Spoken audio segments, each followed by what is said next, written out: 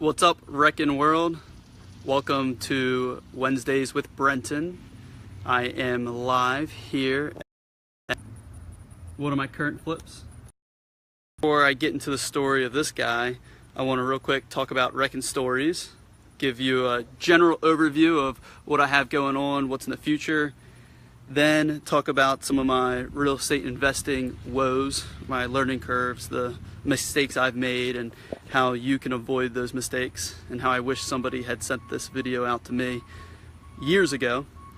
And that'll segue right into next week. All right, so here's what we got going on. I want to first talk about RECN stories. As you know, I have an incredible team with everyone involved with RECN, and we've been through many gyrations. RECN Stories is the grandiose future of what we're doing with RECN. It's the foundation to where we're going, and what that looks like is exactly what you're seeing. I mean, you saw Shaq last night. He gave you a sneak peek into his debts, what he owes, what's going on in his world, how he's hustling at the office. Like, I was with him and John Newman at the office last night until 1:30, and then Shaq's back on the road at 6 a.m. You get the sneak peek behind how he's leaving his job. We had Swish on Monday. He, venture capitalist, I mean, he's talking about exiting a company, 20 years old, like, he's killing it. So you are seeing it, and we have so many others that we're excited to showcase. Can't wait to see what everybody has to bring the rest of the week. And just so you know, behind the scenes, us in RECN Stories Season 1, the 7 cast members, we're competing with each other to have the most amount of engagement.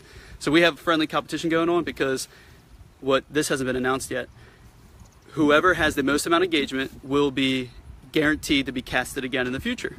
So we have an incentive to kill it, do off-the-wall things. So how I've envisioned it is each of us have our own show. However we want to do it, we have our own show. Mine's are on Wednesdays, and that's what today is.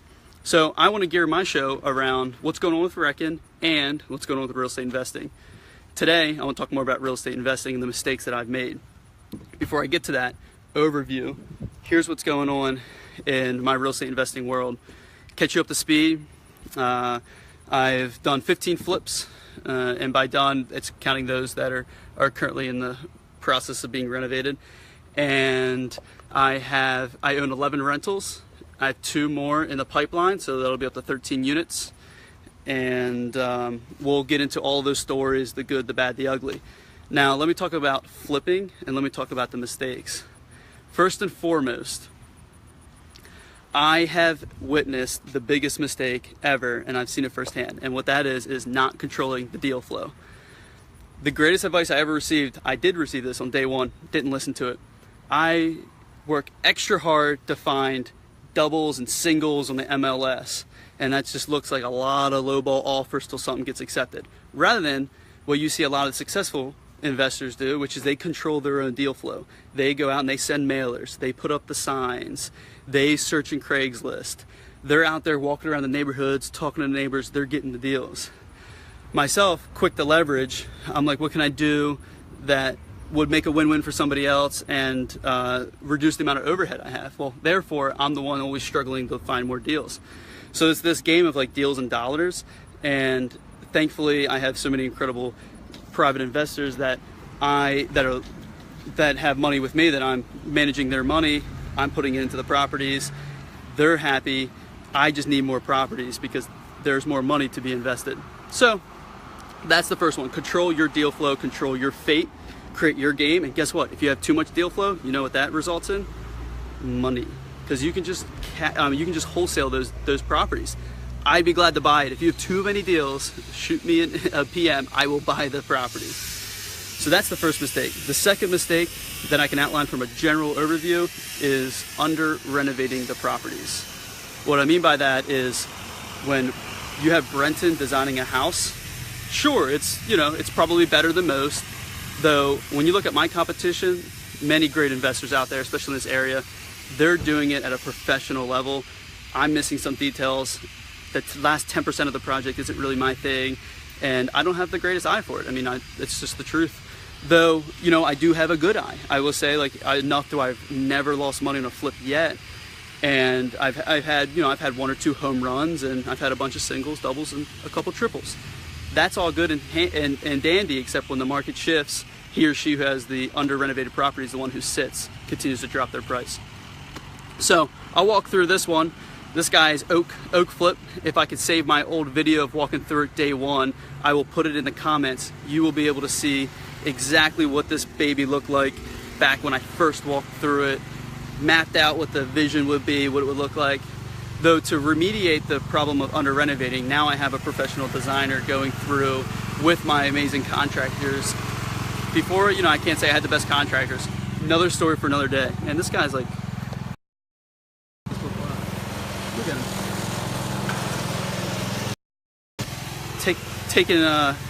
Taking me away from my Facebook Live. So I'll link that up. You'll see the walkthrough of this. 2 quick tips: control your deal flow, and if you know you're not great at something like design, or you know somebody's better than you and you want your properties to move quick, go find a professional designer. So I have an amazing one. Contact me if you want her info. Here we are, an oak flip. For those of you who've been here before, welcome back. On the outside, we haven't done anything really yet. At the end, we'll do our landscaping. Well, I can't even see with the glare. We'll do our landscaping here and there. Roof's in good condition. I would say about half its useful life. It's already been certified. The roof we're gonna paint black. We got black shingle paint, and we're getting rid of the storm door. Here we've already painted the concrete. We reparged it and painted the railings. Take you inside. I have some contractors here. We'll have a conversation with them. Great guys. So we're probably about 2 to 3 weeks away from finishing. Rather be more on the 2-week side. We still have to refinish these hardwoods that are out. But here's the living room, 4-bed, now 2.5 bath. Little study right there. Dining room. Here's what we did. This was a wall with just your small opening, probably about to right there. Notched down the opening, made it wider, opened it up right here. This will be a bar, so we're waiting for the granite.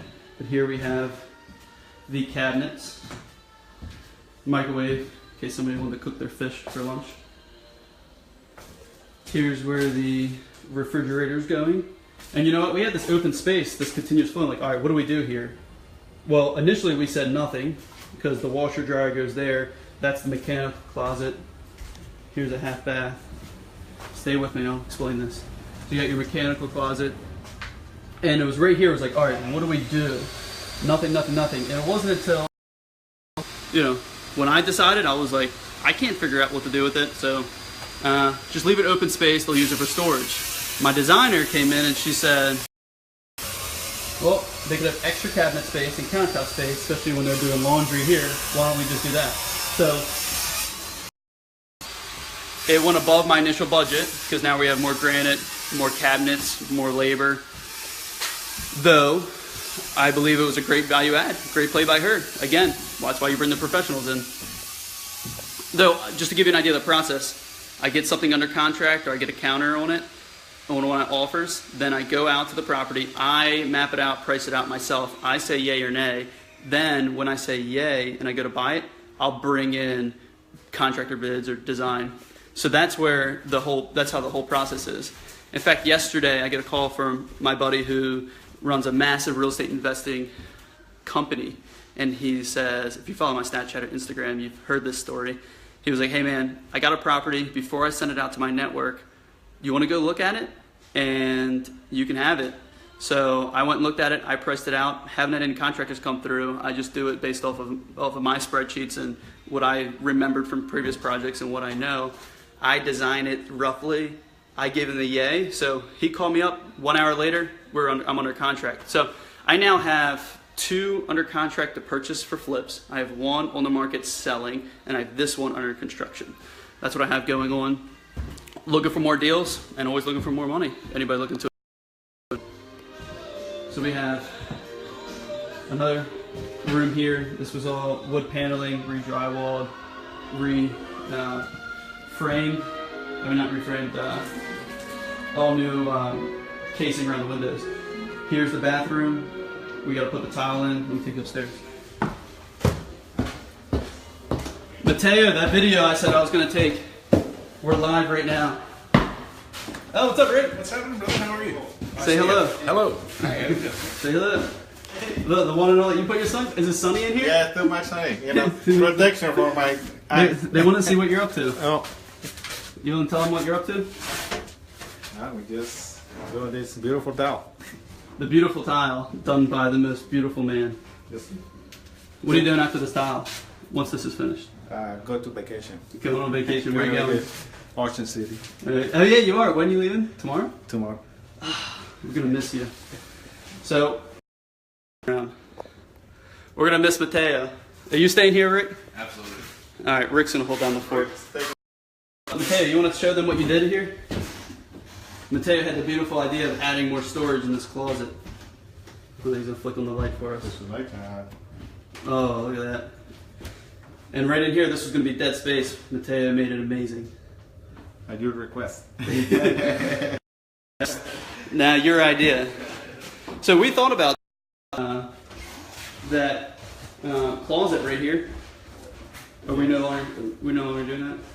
No, because I think that's going to be making the bedroom very small. Making the bedroom very small. You leave some decisions up to the experts. Yeah, that's going to be you. Yeah, right. All right, that's the importance of having a great crew, a great team. They pick you up when you're down. I was on vacation the last 2 weeks. They knocked this out. Grateful for them. That I'm going to get into my contractor horror stories next week. So until then, I will see you guys next Wednesday. Stay tuned. We got Jennifer Beatles tomorrow.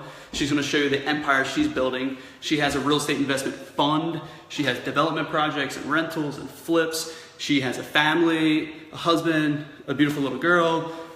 How do you manage a family and have that success? Well, that's tomorrow. And then we have Austin Carroll on Friday. We got Cecil Cummins on Saturday. And the one and only Scotty Banks on Sunday. Welcome to RECN Stories. Hope you guys enjoy.